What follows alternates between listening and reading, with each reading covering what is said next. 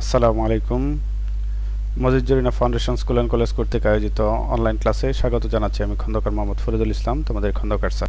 প্রিয় শিক্ষার্থীরা, তোমরা আশা করি সকলেই ভালো আছো। আজকে আমি তোমাদের ব্যবসা সংগঠন ও ব্যবস্থাপনা প্রথম পত্র MT2 এর যে নির্ধারিত সিলেবাস আছে, যে তৃতীয় অধ্যায়, সেখানের দ্বিতীয় ক্লাসে তোমাদের স্বাগত জানাচ্ছি।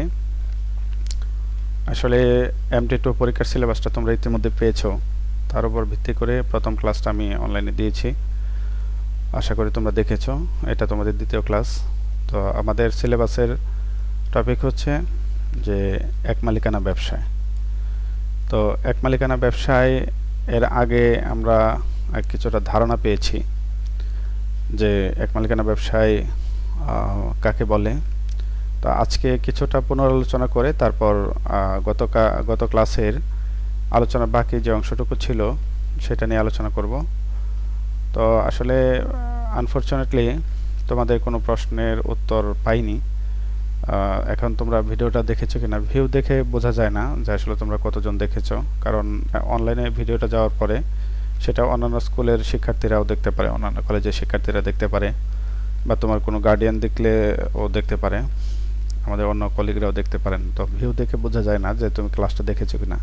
তো তোমাদের প্রতি একটা পরামর্শ থাকবে যে তোমরা যারা যারা ক্লাসটা ভিউ করো, অবশ্যই যদি কোনো কিছু জানার নাও থাকে তাহলে তোমার নাম অ্যাটলিস্ট কমেন্ট বক্সে দিয়ে রাখবে, তাহলে আমি বুঝতে পারবো যে কয়জন তোমরা ভিডিও ক্লাসটি দেখেছো। তাতে করে ভিডিও ক্লাসটা যদি দেখো আমাদের বুঝতে সুবিধা হয় কারা কারা দেখেছো, কারা দেখতে পারোনি। তো যারা যারা দেখতে পারোনি অবশ্যই অফিসিয়ালি বা আমি পার্সোনালি উদ্যোগ নেব যে তোমরা যেন ক্লাসটা দেখতে পারো, বা কী কারণে দেখতে পারোনি সমস্যাটা সমাধান করতে পারবো। যখন বুঝতে পারবো যে কমেন্ট বক্সে তোমরা এখানে অনেক স্টুডেন্ট আছো, তো এই কমেন্টগুলো আসার পরে যারা অবশিষ্ট থাকবে তাদেরকে ধরে নেব যে তারা দেখতে পারেনি, তো তাদের সাথে আমরা যোগাযোগ করার চেষ্টা করব। আর সবার সাথে তো আসলে যোগাযোগ করা সমীচীন হবে না বা সম্ভব হবে না, কারণ হচ্ছে যে অনলাইন ক্লাসটা তোমাদের অভিভাবকদের অনুরোধে বা কলেজের প্রয়োজনে বা অফিসিয়ালি সিদ্ধান্ত মোতাবেক অনলাইন ক্লাসগুলো দেওয়া হচ্ছে। তো তোমরা দেখবে, এটাই আমাদের প্রত্যাশা এবং তোমরা দেখছো, এটাই আমাদের বিশ্বাস। আর যদি কেউ না থেকে থাকো ব্যক্তিগতভাবে লুজার হচ্ছ। তো যাই হোক, আজকে ক্লাসে চলে যাই। আজকে ক্লাস তৃতীয় অধ্যায় এক মালিকানা ব্যবসায়। তো এক মালিকানা ব্যবসায় এই অধ্যায় শেষে আমরা আসলে কি শিখতে পারবো, যে মালিকানা ভিত্তিতে ব্যবসায়ের ধারণা ব্যাখ্যা করতে পারবো, এক মালিকানা ব্যবসায়ের বৈশিষ্ট্য বর্ণনা করতে পারবো, এক মালিকানা ব্যবসায়ের গুরুত্ব বিশ্লেষণ করতে পারবো, এক মালিকানা ব্যবসায়ের উপযুক্ত খাতসমূহ আমরা উল্লেখ করতে পারবো। তো ইতিমধ্যেই এই বিষয়গুলো আলোচনা হয়েছে। মালিকানা ভিত্তিতে ব্যবসা সংগঠন 5 প্রকারের, সেটা আলোচনা হয়েছে। এক মালিকানা ব্যবসায়ের বৈশিষ্ট্য আলোচনা হয়েছে।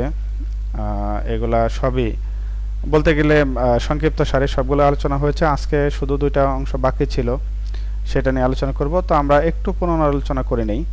দেখো যে এক মালিকানা ব্যবসা অ্যাকচুয়ালি কাকে বলে, যে একক মালিকানায় গঠিত পরিচালিত ব্যবসায়কে এক মালিকানা ব্যবসায় বলে। তো অধ্যাপক বি ও হুইলারের মতে এক মালিকানা ব্যবসায় এমন এক ধরনের ব্যবসায় যার মালিক ও নিয়ন্ত্রক একজন মাত্র ব্যক্তি। তো আমি তোমাদের বইয়ের পাতা সন্নিবেশিত করেছি যে যে বাংলাদেশে এক মালিকানা ব্যবসার কি অবস্থা, এটা একটু তোমাদের জানা প্রয়োজন আছে। তো দেখো, বইয়ের 76 পৃষ্ঠা থেকে আলোচনা করছি। পাঠ হচ্ছে 3.3, যে বিশ্বের অন্য সকল দেশের ন্যায় স্বাভাবিক কারণে বাংলাদেশের অধিকাংশ ব্যবসা প্রতিষ্ঠান এক মালিকানা সংগঠন। অধিকন্তু বাংলাদেশ একটি অনুন্নত দরিদ্র দেশ, ফলে বিভিন্ন প্রকার সামাজিক ও অর্থনৈতিক কারণে এদেশে প্রায় 85 থেকে 90% ব্যবসা সংগঠন এক মালিকানায় সংগঠন হিসেবে গড়ে উঠেছে। এই যে দেখো, এখানে কিন্তু একটা এমসিকিউ আমি তোমাদের আগেই বলেছিলাম যে তোমাদের যে এমসিকিউগুলো আছে সেটাও ক্লাস যদি দেখো তো তোমরা উপকৃত হবে। এমসিকিউগুলো আমি বলে দেব, আর এই এমসিকিউগুলো যদি ভালোভাবে পড়ো তাহলে তোমাদের ভার্সিটি অ্যাডমিশন টেস্টের যে প্রশ্নগুলো আসবে এগুলা কি অবশ্যই এটার একটা বেনিফিট পাবে। তো তোমরা এটা একটু আন্ডারলাইন করে রাখতে পারো, বা ইয়েলো কালারের হাইলাইটার দিয়ে এটা হাইলাইটস করে রাখতে পারো যে অর্থনৈতিক কারণে এদেশে প্রায় 85 থেকে 90% ব্যবসা সংগঠন এক মালিকানা সংগঠন হিসেবে গড়ে উঠেছে। অধিকন্তু আমাদের কৃষিভিত্তিক অর্থনীতি এর ভূমিকা অত্যন্ত গুরুত্বপূর্ণ হচ্ছে, কেননা অল্প পরিমাণে উৎপাদিত কৃষি পণ্যগুলো সুষ্ঠুভাবে সংগ্রহ করা একমাত্র এই ধরনের প্রতিষ্ঠানের ক্ষেত্রেই কি সম্ভব। যেমন ধরো যে আমাদের যে বিভিন্ন ফসল আছে, তারপরে যে ইয়া আছে তোমার মৎস্য চাষ, হ্যাঁ, এই ধরনের যে ব্যবসা, পোলট্রি আছে, তারপরে হচ্ছে এই বিজনেসগুলো দেখা গেছে যে এটা অনেকগুলো আছে দ্রুত পচনশীল, হ্যাঁ, আর এগুলোর ক্ষেত্রে দ্রুত সিদ্ধান্ত বাস্তবায়ন করতে হয়। কাজে এক মালিকানা ছাড়া বৃহদায়তন ব্যবসা প্রতিষ্ঠানের ক্ষেত্রে কি এগুলাতে মানে একটু কষ্টকর, কিন্তু হয়। এটা যে বৃহদায়তন আকারে হয় না তা ঠিক না। এগুলা কৃষিকাজ, উন্নত দেশগুলোতে কৃষিকাজ তোমরা মাঝে মধ্যে ভিডিওতে দেখবা, অনলাইন ভিডিওতে, যে ধানের চারা রোপণ থেকে শুরু করে মাড়াই করা পর্যন্ত সবগুলা মেশিনারিজ ভাবে হয় এবং বিশাল বড় বড় প্রজেক্ট আকারে এগুলো হয়। তারপরে যে মাছ চাষ, হ্যাঁ, পোনা সংগ্রহ করা, ডিম ফোটানো, সমস্ত কিছুই কি তোমার মেশিনারিক ভাবে হয়, বৃহদায়তন উৎপাদন হয়। হচ্ছে তোমার যে অন্যান্য অনেক কারণেই কি এক মালিকানা ব্যবসা প্রতিষ্ঠান বাংলাদেশের মধ্যে যে এই সমস্ত কৃষি ব্যবসাগুলো কি এক মালিকানার ভিত্তিতে হয়। বাংলাদেশ তথা বিশ্বের অন্যান্য দেশে যে সকল কারণে এক মালিকানা ব্যবসা সংগঠন অধিক জনপ্রিয়, এই সংগঠনের গঠন অত্যন্ত সহজ। এই কারণে বাংলাদেশ তথা বিশ্বের বিভিন্ন দেশে কি এক মালিকানা ব্যবসায় গড়ে ওঠে। তারপরে ধরো ফলে দেশে এক মালিকানা সংগঠন দ্রুত বিস্তার লাভ করছে, কারণ দেশের জনগণ বড় সংগঠন গঠনে অভিজ্ঞ নয়। এদেশের জনগণ প্রকৃতিগতভাবে স্বাধীনচেতা ও শান্তিপ্রিয়, তাই ব্যক্তিগত উদ্যোগে স্বাধীনভাবে সংগঠন পরিচালনা করতে অধিক উৎসাহ বোধ করে, যা তাদের ব্যক্তি স্বাতন্ত্র্যের বিকাশ মাত্র। কৃষি নির্ভর ও অনুন্নত গ্রাম ভিত্তিক অর্থনীতির কারণে দেশের সর্বত্র অধিক হারে ক্ষুদ্রায়তনের ও স্বল্প পুঁজির এক মালিকানা সংগঠন বিস্তার লাভ করছে। আমরা যদি আসলে বড় বৃহদায়তন ব্যবসা করতে চাই তাহলে তো ডেফিনেটলি আমাদের বৃহদায়তন মূলধন প্রয়োজন, কিন্তু আমাদের অনেকের পক্ষে কি এটা সম্ভব না। কিন্তু ক্ষুদ্র প্রতিষ্ঠান এক মালিকানায় গঠন করাটা সহজ, মূলধনের পরিমাণও কম। এই জন্য আমরা সাধারণত এগুলা এক মালিকানার ভিত্তিতে ব্যবসা গঠন করে থাকি। অনুন্নত যোগাযোগ ও পরিবহন ব্যবস্থা এই দেশে বৃহদায়তন সংগঠন প্রতিষ্ঠার অন্যতম প্রতিবন্ধকতা।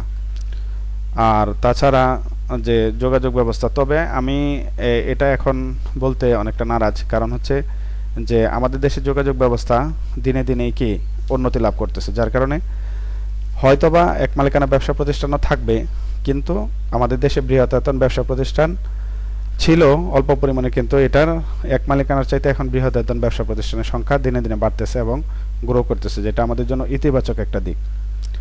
তারপর হচ্ছে এই সংগঠনের সংখ্যা সর্বাধিক, তাই সামগ্রিকভাবে এই সংগঠনের প্রচুর সংখ্যক লোকের কর্মের সংস্থান হয়। দেশের আনাচে কানাচে সংগঠন প্রতিষ্ঠিত হয় বলে পণ্যদ্রব্য সংগ্রহ বন্টনে সহায়ক হয়।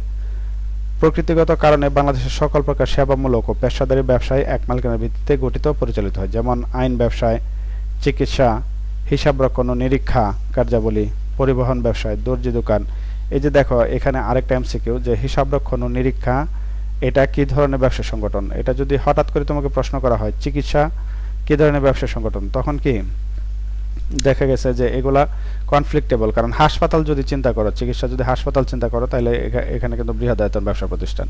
কিন্তু চিকিৎসক বা চিকিৎসা যদি ব্যক্তিগত প্র্যাকটিস ধরো, তাহলে এটাকে এক মালিকানা ব্যবসা সংগঠন। এই ধরনের কিছু প্রশ্ন আসে, যে ম্যানেজমেন্ট আমরা সহজ ভাবি যে সংগঠন একটা সহজ সাবজেক্ট, এটা পড়ে কি হবে, কিন্তু আসলে এখানে বেশ কিছু প্রশ্ন আছে যেগুলো তোমাকে দ্বিধাদ্বন্দ্বে ফেলে দিতে পারে, যেটাকে এক মালিকানা না মানে বৃহদায়তন ব্যবসা প্রতিষ্ঠান, তখন কি যৌথ মূলধনী, তখন তুমি এখানে কনফ্লিক্টে পড়ে যেতে পারো। কাজেই এটা তুমি পড়ে নিতে পারো। মোট কথা, বাংলাদেশের সামাজিক পরিবেশ ও অর্থনৈতিক কাঠামোই এক মালিকানা সংগঠনের অনুকূল, তাই দেশে এক মালিকানা সংগঠনের গুরুত্ব সর্বাধিক। এবার আসা হচ্ছে যে বৃহদায়তন ব্যবসার পাশাপাশি এক মালিকানা সংগঠন টিকে থাকার কারণগুলো আমরা দেখি। তো এক মালিকানা সংগঠনের অনেকগুলো অসুবিধা থাকা সত্ত্বেও আধুনিক বৃহদায়তন সংগঠনের পাশাপাশি এটি আজও কিভাবে টিকে আছে তা সত্যি বিস্ময় সৃষ্টি করে। আসলে বিস্মিত হওয়ার কিছুই নেই, কারণ হচ্ছে কি যে এক মালিকানা সংগঠন হচ্ছে আদি ব্যবসা সংগঠন, এটা থাকবে, কারণ মানুষ যতই উন্নত হোক, যতই বৃহদায়তন ব্যবসা প্রতিষ্ঠান করুক, কিছু স্বাধীনচেতা মানুষ সবসময় থাকবে, মূলধনের অভাব সবসময় থাকবে, ব্যবসার ইচ্ছা মানুষের মধ্যে সবসময় থাকবে। কাজেই এক মালিকানা সংগঠনও কি এটা টিকে ছিল, এখনো আছে, হয়তোবা থাকবে। হ্যাঁ, তো তবে এটা সত্য যে বাস্তবে বৃহদায়তন সংগঠন বিশেষ কতগুলো সুবিধা ভোগ করে যা ক্ষুদ্রায়তন ব্যবসা হিসেবে এক মালিকানা সংগঠন কখনো কল্পনা করতে পারেন, যেমন সীমিত দায়, প্রচুর মূলধন, ব্যাপক উৎপাদন, বৃহদায়তন, দক্ষ ব্যবস্থাপনা ইত্যাদি। বৃহদায়তন কোম্পানিগুলো সুবিধা ভোগ করে থাকে কিন্তু এক মালিকানা এগুলা পায় না। কিন্তু তারপরেও দেখো, প্রাচীনতম ব্যবসা সংগঠন হিসেবে এক মালিকানা সংগঠন আধুনিক ও জটিল প্রতিযোগিতামূলক বৃহদায়তন ব্যবসা সংগঠনের পাশাপাশি সাফল্যজনকভাবে টিকে থাকার অন্যতম প্রধান কারণ যেগুলো আছে, যে এগুলো নিচে আলোচনা করা হয়েছে। এরকম আরও অনেক কারণ আছে পরের পৃষ্ঠায়। যে সবচেয়ে প্রথম কারণ হচ্ছে সহজ গঠন, এটা সহজে গঠন করা যায়। হ্যাঁ, মাঝারি ও বৃহদায়তন অংশীদারি ও যৌথ মূলধনী কোম্পানির তুলনায় এক মালিকানা ব্যবসা গঠন সহজ বলে অধিকাংশ লোক এই ব্যবসা গঠন করে থাকে। এরপর কার্যক্ষেত্রের সীমাবদ্ধতা, যে উৎপাদনের বিশেষীকরণ, শ্রম বিভাগীয়করণ ও বৃহদায়তন উৎপাদন বন্টনের সুবিধা নিয়ে বৃহদায়তন সংগঠন কতগুলো বিশেষ ক্ষেত্রে কাজ করতে সক্ষম হলেও অন্যান্য ক্ষেত্রে এই প্রতিষ্ঠানগুলো অলাভজনক ও বেমানান। তাই যেখানে বৃহদায়তন সংগঠনের কার্যক্ষেত্র শেষ হয় ঠিক সেখান থেকে এক মালিকানা সংগঠনের কার্যক্ষেত্র আরম্ভ হয়। অর্থাৎ ব্যবসায়ের ক্ষেত্রে এক মালিকানা ও বৃহদায়তন সংগঠন পৃথক পৃথক কার্যক্ষেত্র রয়েছে। যেমন উৎপাদনের পর ভোক্তাদের নিকট পণ্য বন্টন করা, কৃষি পণ্য সংগ্রহ করা, সকল প্রকার খুচরা ব্যবসা ইত্যাদি এক মালিকানা সংগঠনের কার্যক্ষেত্র।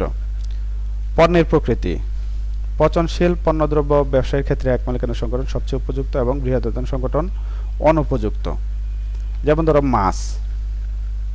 মাছকে সাধারণত তোমার এটা উঠানোর সাথে সাথেই মানে বিক্রি করে দেওয়া প্রয়োজন। এখন যদি বৃহদায়তন প্রতিষ্ঠান হয় আর সেখানে সিদ্ধান্ত গ্রহণ করা যদি জটিল হয়, তখন এটার জন্য কি তোমার এরপরে মাছ আছে, আলু আছে, তারপরে এরকম বেশ কিছু সবজি আছে, কলা আছে। হ্যাঁ, কলা চাষ করা, হয়তো তোমরা ভাবতেছো যে স্যার কলা আবার এটা কি ব্যবসার মধ্যে আসে নাকি? হ্যাঁ, অনেক বড় বড় কলার বাগান আছে। সেদিন আমি একটা ইউটিউবে একটা ভিডিও দেখলাম, যেটা কলার চারা রোপণ করা হয় মেশিনের মাধ্যমে। এটা একটা অ্যাগ্রো ফার্ম, শুধু বানানা তৈরি করে ওরা। হ্যাঁ, এবং তাদেরটা প্যাকেটজাত করে মেশিনের মধ্যে সমস্ত কাজ, চারা রোপণ, কলা সংগ্রহ, তারপর সেটাকে সুন্দরভাবে হ্যাঁ পচনশীল রোধ করে সেটাকে প্যাকেটজাত করে বিশ্বের বিভিন্ন জায়গায় এগুলা এক্সপোর্ট করা হয়। হ্যাঁ, সুপার শপের জন্য। তো আমি দেখে ভালো লাগলো যে এটাও বৃহদায়তন ব্যবসা, কিন্তু কথা হচ্ছে যে এটা অনেক রিস্ক। তাদের হয়তো বা সেই সুযোগ সুবিধা আছে, লোক বল আছে বিদায় তারা সেটা বৃহৎ পরিসরে করতে পারতেছে। কিন্তু তুমি সাধারণ দেখা গেছে যে 4% 5% জায়গায় একটা কলার বাগান করছো, সেটা তোমার এক মালিকানা ব্যবসা হতে হবে। কারণ কি, কখন কলা বিক্রি করতে হবে, কখন পেকে যাচ্ছে, এগুলা তোমার দ্রুত মানে সিদ্ধান্ত নিয়ে দ্রুতই এটা বাস্তবায়ন করতে হবে। আর যদি বৃহদায়তনের দিকে চিন্তা করো, সেক্ষেত্রে লোক বল বেশি প্রয়োজন, সেক্ষেত্রে তুমি পারতেছো না। এবার ঝুঁকি কম যেখানে, সে সমস্ত ব্যবসায় প্রতিষ্ঠান স্বাভাবিকভাবেই যে বৃহদায়তনের চাইতে যে তোমার এক মালিকানা ব্যবসার মধ্যে ঝুঁকি কম থাকার কারণে এটা টিকে আছে। তারপরে নিশ্চিত সাফল্য, এক মালিকানা ব্যবসা আসলে যদি মনে করো যে করা যায়, তাহলে এটা এখানে সাফল্য নিশ্চিত থাকে। আর বৃহদায়তন ব্যবসা প্রতিষ্ঠান, তুমি একটা প্রোডাক্ট উৎপাদন করলা, মার্কেটে ছাড়লা, সেটা হয়তোবা তুমি প্রাথমিক পর্যায়ে যখন টেস্ট করলা তখন কিছু রেসপন্স ভালো পাওয়া গেলেও যখন বৃহদাকারে তুমি উৎপাদনে গেলা, তখন দেখা গেছে যে আসলে ওটার ফলাফলটা ওরকম হলো না, তখন সেক্ষেত্রে লোকসান হতে পারে, মানে একটা অনিশ্চয়তা থাকে। কিন্তু ক্ষুদ্রায়তনের এই সংগঠনের মালিকের ব্যক্তিগত তত্ত্বাবধানে পরিচালিত ফলে সহজে সাফল্য লাভ করা যায়, অথচ অন্যান্য ব্যবসায়ের ক্ষেত্রে এটা সম্ভব হয় না। এরপর হচ্ছে জনগণের সাথে সম্পর্ক, স্বল্প পুঁজি, চাহিদার পরিবর্তনশীলতা, এরকম আরও অনেক কারণে দেখা গেছে বৃহদায়তন ব্যবসার পাশাপাশি এক মালিকানা সংগঠন এখনও টিকে আছে, হয়তোবা টিকে থাকবে। হয়তোবা বলতেছি এই জন্য, কারণ হচ্ছে যে আসলে ভবিষ্যৎ সবসময় আনসার্টেন, ভবিষ্যৎ অনিশ্চিত। এই জন্য বলা যায় যে এক মালিকানা ব্যবসায় সংগঠন, আদি ব্যবসায় সংগঠন এটা ছিল, এটা আছে, হয়তোবা থাকবে। তো যাই হোক, আলোচনার বাকি ছিল এতটুকুই। তো এখন তোমাদের কাছে আবারও আমার পরামর্শ এটাই যে আজকের ক্লাসটুকু দেখে তোমাদের কারো যদি কোথাও কোনো সমস্যা থেকে থাকে অবশ্যই কমেন্ট বক্সে জানাবে। যারা যারা ভিডিওটি দেখছো অবশ্যই তোমরা কমেন্ট বক্সে জানাবে, হ্যাঁ, অন্তত নামটা সাবমিট করলে আমি বুঝতে পারবো কারা কারা দেখেছো। তো সবাইকে ধন্যবাদ জানিয়ে আজকের মতো ক্লাস এখানে শেষ করছি। আশা করি পরবর্তী জুম ক্লাসে সরাসরি প্রশ্নোত্তর পর্বে দেখা হবে। সে অবধি সবাই ভালো থেকো। আল্লাহ তাআলা সবাইকে সুস্থ রাখুন। আমার জন্য দোয়া করো, সবার জন্য দোয়া করো। আল্লাহ তাআলা অচিরেই আমাদের এই করোনা পরিস্থিতি থেকে পরিত্রাণ দান করেন। একটা সুন্দর আগামীর প্রত্যাশায় আজকের মতো এখানে বিদায় নিচ্ছি। আসসালামু আলাইকুম।